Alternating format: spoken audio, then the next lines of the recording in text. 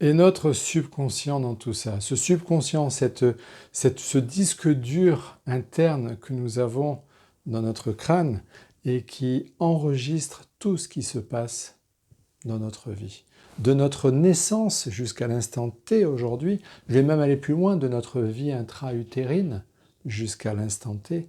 Je vais même encore aller plus loin, des mémoires familiales. On sait aujourd'hui qu'au travers de la division cellulaire et de la transmission de la mémoire familiale par la mitose-méiose, on sait que jusqu'à 7 générations, il y a une mémoire qui reste ancrée en nous et qui va être dans cette mémoire émotionnelle, ce subconscient. Ce subconscient, donc, c'est ce disque dur interne qui vient enregistrer tout et qui stocke, et qui va faire qu'on va réagir en fonction des données que l'on a, des habitudes que l'on a et des réactions qu'on a déjà eues ou de ce que l'on a déjà vécu. Et puis il y a le deuxième cerveau, le cerveau conscient. Vous savez, ce cerveau créatif, celui analytique, celui qui met en place les actions. Le problème, et on pense que c'est lui qui dirige notre vie, sauf que lui ne dirige que 5% de notre vie. 95%, 95% de notre vie est dirigé par ce fameux disque dur externe qui va mettre en place des actions, des réactions au travers des émotions, de ces émotions et de cette construction que nous avons en nous, de ce qui nous a été légué, de ce que nous avons construit tout au cours de notre vie. Notre souci majeur, c'est, et vous le savez, nous avons des dizaines de milliers de pensées qui nous traversent l'esprit, et ces pensées tout le temps, en mode négatif, négatif, négatif. Donc nous nous adressons en permanence à notre subconscient. Sauf que, je l'ai dit déjà, notre subconscient n'entend pas les négations, il entend en valeur absolue. Et donc, il va réagir et interagir avec ses pensées permanentes, en fonction des informations qu'on lui donne. Si je pense sans arrêt, je ne veux pas être malade, je ne veux pas ci, je ne veux pas avoir de problème d'argent, je ne veux pas être seul, je ne veux pas galérer financièrement, je ne veux pas louper mon examen, je ne veux pas... Qu'est-ce qu'il entend? Il entend louper l'examen, être seul, être malade, galérer financièrement, etc. C'est-à-dire qu'en fait, les choses vont se mettre en place et on va inéluctablement, au travers de tous nos process neurophysiologiques et neurohormonaux, mettre en place des process qui vont nous amener petit à petit vers ce à quoi s'attend notre être le plus profond, c'est-à-dire arriver à ce à quoi nous pensons le plus, c'est-à-dire à l'échec, à la maladie, au manque d'argent, aux échecs examens, etc., etc. Là où le bas blesse, c'est que notre subconscient ou inconscient, on l'appelle en fonction de notre orientation, on va dire psychanalytique, si on est freudien ou pas, on l'appellera différemment. Moi, je vais l'appeler notre subconscient. Notre subconscient travaille non-stop, jour et nuit, 24 sur 24. Il enregistre tout. Et là où le bas blesse, c'est que c'est lui qui va interférer avec nos vies parce qu'il travaille toujours conjointement avec notre conscient, c'est-à-dire qu'en fonction des émotions, en fonction de nos peurs, en fonction de nos croyances, on va mettre en place des actions, etc. Et ça, c'est le conscient qui va le faire. Mais là où le bas blesse, c'est qu'il réagit à 95%, c'est lui qui interfère et qui fait, et il va interférer et réagir en fonction des croyances que l'on a, des peurs que l'on a et des émotions négatives que l'on a. Quand ces deux systèmes, que sont le conscient et le subconscient, fonctionnent en équilibre, on va dire, tout va pour le mieux.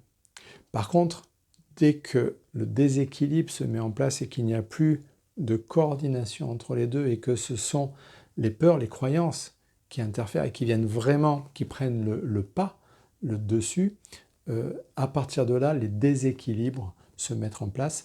Et c'est tout le principe, on va dire, de l'analyse transgénérationnelle, du décodage biologique, etc. C'est-à-dire que ça va venir interférer avec, au travers de ces conflits émotionnels qui sont dans le domaine du subconscient, on ne peut pas les faire remonter à la conscience et à partir de là, c'est notre corps qui va le verbaliser au travers de ces mots, nous en avons parlé précédemment.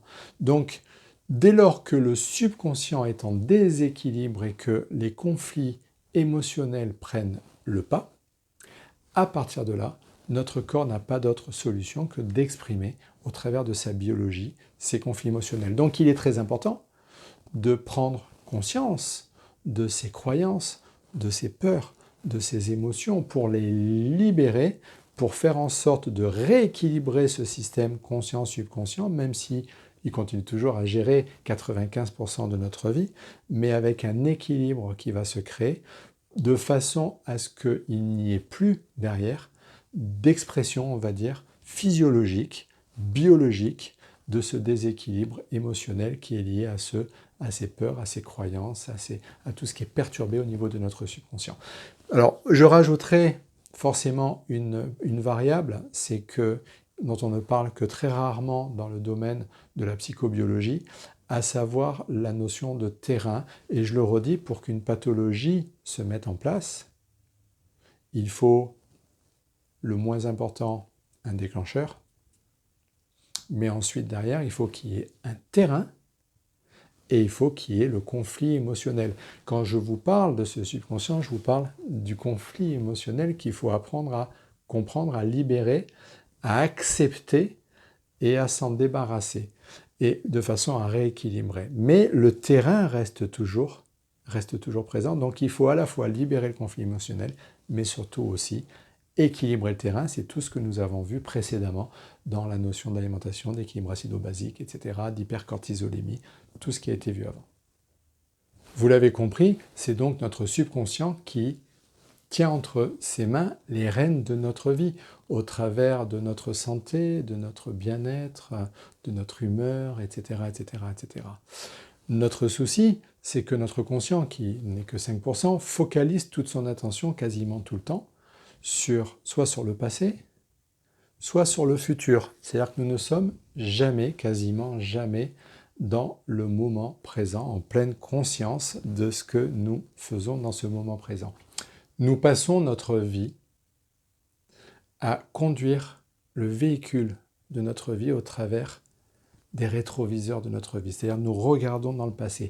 Et tout ce que nous mettons en place comme action d'un point de vue créatif par rapport à ce cerveau analytique et créatif, nous le faisons par rapport à ce que nous analysons de notre passé, sans arrêt, sans arrêt, sans arrêt.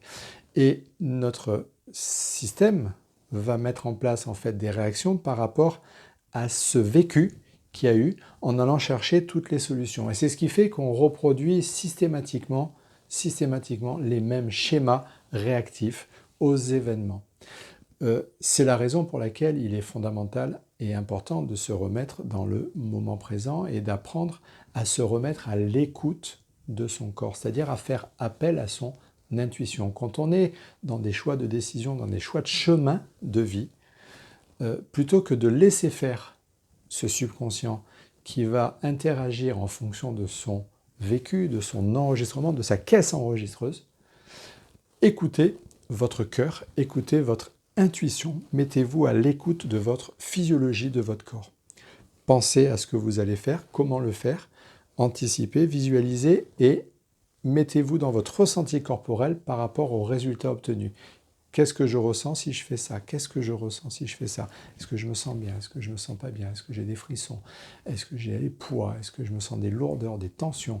Ou au contraire, je me sens plus léger, etc., etc. C'est-à-dire, analysez votre ressenti. Notre corps ne nous ment jamais. Notre corps va toujours exprimer ce qui est mieux pour lui. Notre problème en tant qu'humain, c'est que nous nous coupons de ce ressenti corporel. Nous ne sommes plus à l'écoute de ce ressenti. Donc, attention à ce subconscient parce qu'il est extrêmement puissant et si on n'y prête pas garde, c'est lui qui va prendre les rênes de votre vie entre ses mains et qui va mener la vie que lui a décidé que vous aurez et non plus vous au travers de votre cœur, au travers de votre ressenti et au travers de ce qui est mieux pour vous ou pas. Donc, attention à ce subconscient très puissant, il dirige 95% de votre vie et surtout, il ne le fait qu'au travers de son vécu, de ce qu'il a enregistré. Et c'est un petit peu comme un ordinateur. Si vous avez un ordinateur avec un Mac et que vous voulez, par exemple, installer et lire un fichier Word, s'il n'y a pas Word qui est enregistré sur votre ordinateur, vous pouvez mettre tous les fichiers Word que vous voulez, votre ordinateur ne les lira jamais.